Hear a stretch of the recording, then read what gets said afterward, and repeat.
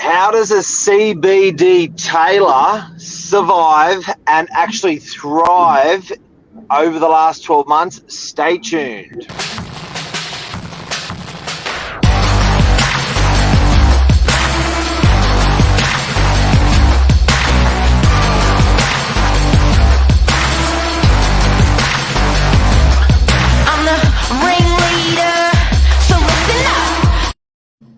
Good morning, everyone. Welcome to Morning Minutes, episode 413 with myself, Michael Burgio, Mark Novak, and special guest Jake Nolan from WOOLCOTT Street, luxury bespoke tailors located in the city but servicing anywhere and everywhere. Really happy for this one. The world. Jake's a good friend of mine, so I've sort of been there having many late night conversations on a few beers of how business is, ideas, and just to see it just keep going and going and reach new levels, new team members on, talk about sales, talk about everything. I'm really happy to have this conversation with you today, Jake. Good morning. Thanks for having me on, fellas. Really appreciate it, Mark and Michael.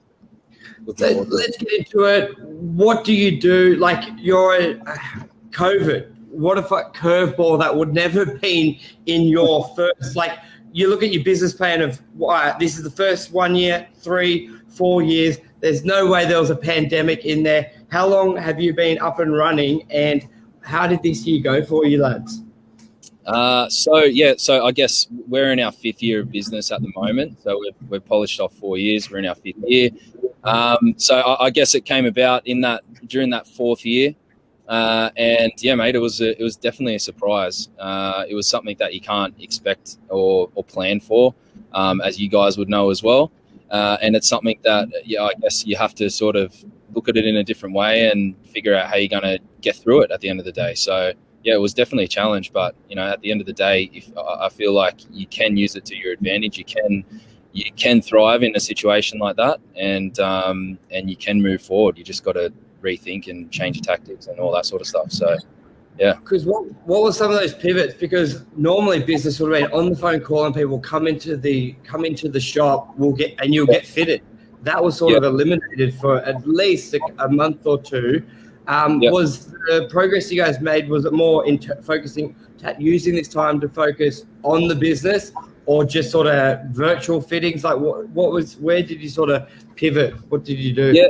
So look, we at the end of the day, with our business in the CBD, obviously there's no one in the city to start off with. Like, it was like a ghost town, right? How was that firstly? Because you were in every day. You went to the office every day during COVID. I went to the office every day. Yeah. So I guess for us, there was only 3 of us in the office. So it's not like we could practice social distancing. When we saw people, if we did see someone, it was on a one-on-one basis, obviously checking them in, signing their name down and working with them one-on-one and taking precautionary measures when you actually see them. So we could still see people in that regard. So it was just we obviously couldn't be as busy as what we were, having more than one person come into our showroom. But working one-on-one allowed us to get through that. It was more like, I guess the challenge of it was, if nobody's in the city, how do you get people to come and see us in the city? And obviously nobody was really having too many home visits or that sort of stuff, because they were again taking measures to be safe. So we weren't going out to visit people's offices and homes, and all the offices in the city were I guess were closed. So we still saw people, but it was just still on a one-on-one basis. Taking those measures to be safe, and that's how I guess got it done through that period until sort of the city opened up and restrictions lifted. It should be noted that you guys are quite a unique business. Like, you're all very innovative. You're all in your 20s, and you're very from what it appears from the outside. From me, you guys are very traditional, although you are very very central and very fluid and very with the times. That you don't, how did you, because over the last 12 months I wouldn't have imagined people in a 3-piece suit a lot. What was the product that was keeping you guys thriving through that period? Because correct me if I'm wrong, Yeah, no, that's a great question, Mark. So what it was like traditionally our client base were busy professionals. Was our main bread and butter. The people that we work with, people that wear suits every day and need to look smart, and are really busy guys, Yep. and they appreciated our service that we provided on the back end. So that was traditionally our bread and butter. But obviously, when COVID hit, these people were working from home, not wearing suits, probably more so sitting in their undies. On a video, on a Zoom video with just wearing a shirt or something, or whacking a jacket on for 10 minutes. So it's like, lots of shirts only. No, not at all. We still sold lots of suits. We still made lots of suits. But just our market shifted a little bit throughout that period of time when nobody was at work. It was more so seeing people who didn't have any suits in the wardrobe and needed a good suit for events that they were anticipating when COVID was finishing. So it was trying to get in front of those people, see those people more so than I guess the traditional person who works in business and wears a suit, 4, 5, 6 times a week. So that was where our shift in business came from throughout that period. Yeah. Did your clients get fatter? Actually, quite funny. Like, funnily enough, a lot of clients lost weight and got fit throughout that period. Yeah. A lot of clients actually, when I came out the other side, they were getting us to take in their clothing, fix everything up, or even they've changed so much that they need new stuff. So in order to fit everything. So, yeah. I just want to tell the viewers just as a point, just to show how hungry you guys are with business. I remember when you told me this, probably when you first, sort of in the very early days, when you would actually go to people's place of business, you would go to their homes for the fitting. Like that blew my mind. Someone would call you for the suit and they would be like, well, I can get to you in 2 weeks' time. And you're like, no, I'll come to you. Where are you? And 2 hours away, you guys are in the car out there. Like, obviously for an agent going to someone's home, that's just not like normal. But I think, is that normal in the industry, or is that just from your hunger just to get shit done, get in front of people? No, I don't think it's normal from a traditional suit business standpoint. Yeah. It's not normal, but it's more of a it's more of a way of just taking action and taking it into your own hands. Like, if you can wait for someone to come to you, or you can go to them. If they're really busy, by you going to them, it's actually going to save them a bit of time and hassle in the process as well. If they can't get to you for 2-3 weeks, then obviously they're pretty busy. So you can provide, I guess, value to them on the service side of things, just making it a bit easier for them. So that's where that sort of came from. It was more so how do we help people who are busy, because they are the people that we work with. They're busy guys. They wear suits all the time, and they don't have time to come into our showroom quite often. So, if they don't have time, then, they're going to like what we do on the other side of things, which is save a bit of time and hustle and go to them. That's where that came from. And it obviously takes being hungry at the same time to want to travel all around Sydney and go see people, and you get a lot of no's and that sort of stuff as well. So same as you guys, like, I in a lot of ways, I see our business pretty similar to, say, how an agent operates in terms of with their client base, and with listings and showing properties and that sort of thing. So there's a lot of similarities between the two. I guess in terms of how the whole sales process works. How the whole from start to finish client, I guess experience sort of works as well. So yeah. So, Jake, with the what people are wearing, has that changed? Like, are you still, if you look at 1 year to the next, has people's appetite for clothing with you guys changed? Do you mean through COVID or just in general? Well, from 1 year, the last 12 months to the 12 months before, are they buying, I guess it's a couple of things, are they buying the same style of stuff? Are they spending the same amount of money? Yeah.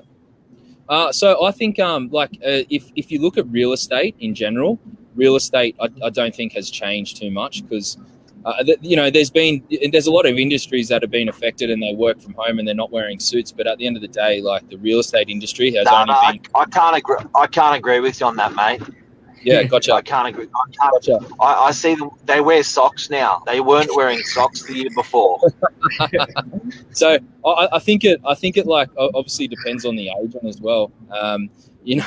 like it's someone who I guess had their way of doing things in a certain market. If their market's changed and their marketing to it and their client base has changed and they're trying to mix it up in terms of who they're getting in front of, maybe they have changed in terms of what they're wearing. But at the end of the day, I've still I work with a lot of agents who, they're still wearing a suit every day. Whether that's changed like a tiny little bit, they're still. And what is it? Traditional navy blues, you light greys. What are some?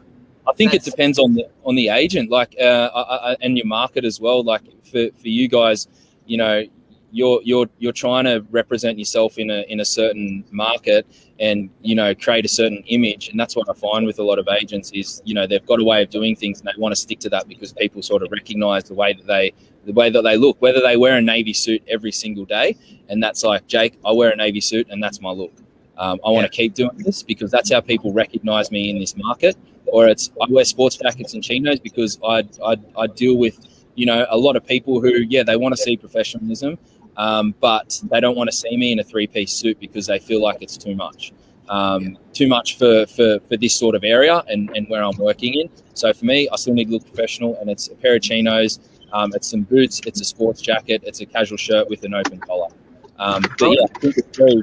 Sorry, what we going to segue into, on top of exceptional service with going to people's doors, was the educational arm that you guys have been doing, you and your partner Michael, with the podcast, your live tutorial videos on what matches with what. And I think that there's a lot, as what you said, very similar to real estate, but very similar to what Mark and I love to do, which is educate people on what we do.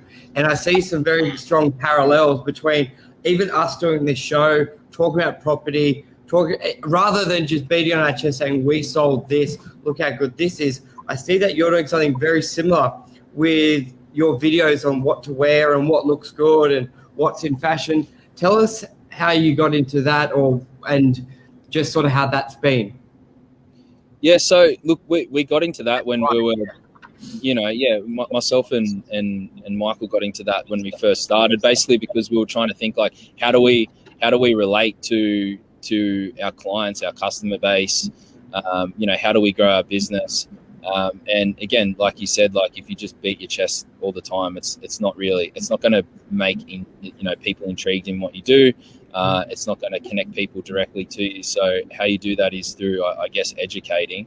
And when we went through this sort of stage of not posting anything, not really doing anything, you realize that when you actually give away information and talk about and educate people, it gets people more interested in what you do. It teaches them, and it shows them things that they don't know. So it sort of it I guess connects them to what you do, and it shows.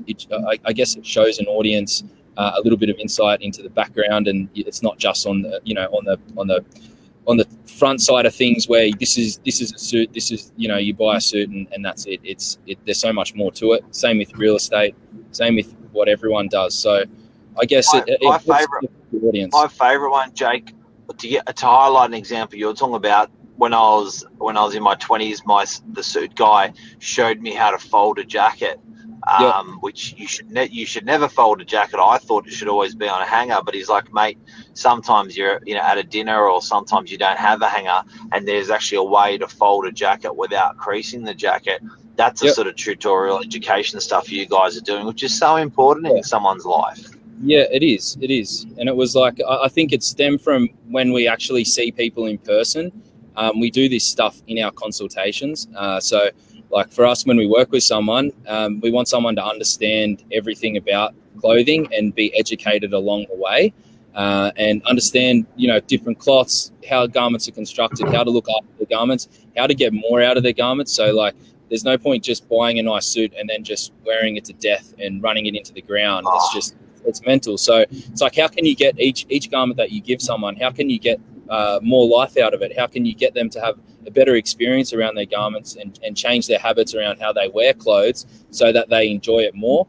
So it's a learning process there, and that's where we thought, how can we take this, and obviously we teach this and talk about this with our clients and people we work with, but how can we how can we take this and teach other people who we don't necessarily work with but can benefit from it. And I think that's key, because you take stuff that is basic to you and you make a video content out of it. Because a lot of people always come to us going, well, I don't know where to get started on social media. My business isn't right for social media. I'm not selling pretty houses or doing this. And a lot of people overthink it. And I think you guys are a testament to any business out there. You can promote your business via social media. What you think is too simple is not. Like in your industry, how to fold the suit jacket would be so mundane. It'd be like, how do you not know that?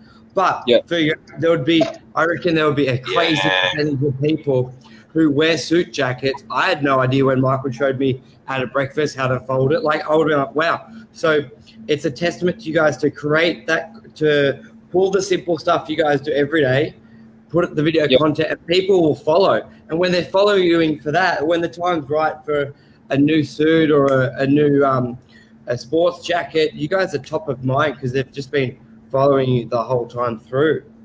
Yeah. Well, your generations, my generation, your generation has changed, where it's the first generations where clothes were disposable, formal clothes. Because I remember my dad, growing up with my dad. Dad was, a guy that was sort of, he would have been 90 now. It was his 15 years yesterday, actually. But Dad had maybe 20 or 30 suits. One of his dad's best friends was a tailor, and Dad wasn't a wealthy man, but he really appreciated good suits.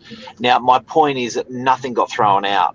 He wore, for 40 to 50 years of his life, he wore those same suits and those same shoes. He never bought another suit. Yeah. He never bought another set of shoes. He had every colour, every style, but that would have saved a hell of a lot of money, a lot of cost up front. But on the other end, we don't do that anymore. No, we don't. And I think with that as well, I bet you he looked after his clothing as well. Hard, like a crap. You've never seen anything like it. You've never, you would never. Yeah. It was hung up. You had to hang it up upside down. You had to have the special things holding it, so it pulled and then if they were crushed, you'd leave the belt in there so it would come out a little bit more. The jackets, the shirts, the shoes always had to have a shoehorn. Crazy. Yeah. Well, that's just it's a different mentality behind it. I think you're right with there. A lot of people are saying, "Oh, my suits don't last long." It's because you've got two suits and you're wearing one each day, and then you're not. That's not how a suit's meant to be worn. You're meant to wear a suit once every 10 days, 10 working days, to allow it to recover from that wear, moisture to evaporate, creases to drop out, and odors to dissipate. And that way you don't need to you don't need to dry clean your suits all the time. That's if you do that, if you have enough in the wardrobe, you're dry cleaning your suits 3 times a year tops, just when you feel like it. You're rotating between your suits. You're only wearing one suit every 2 weeks.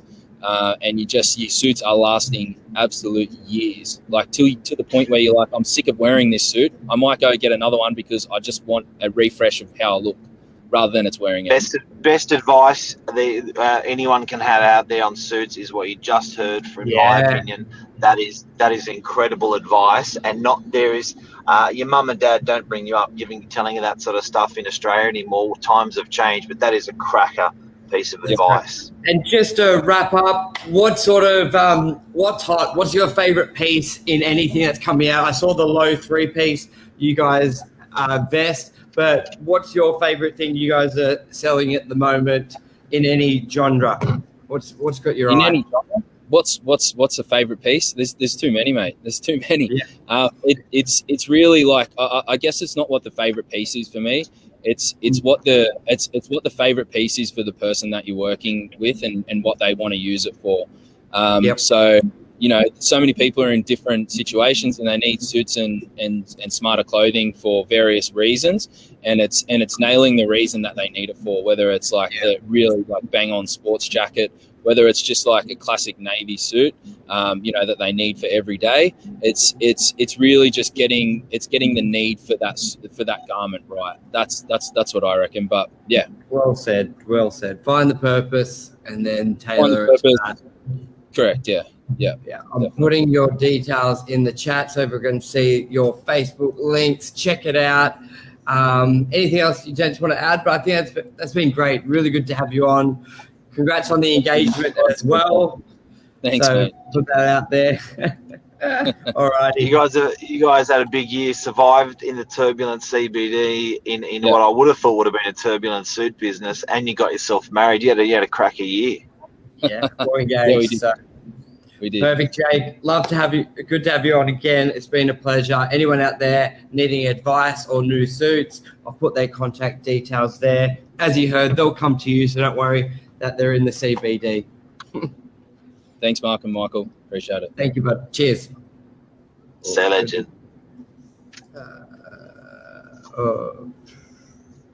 Sorry.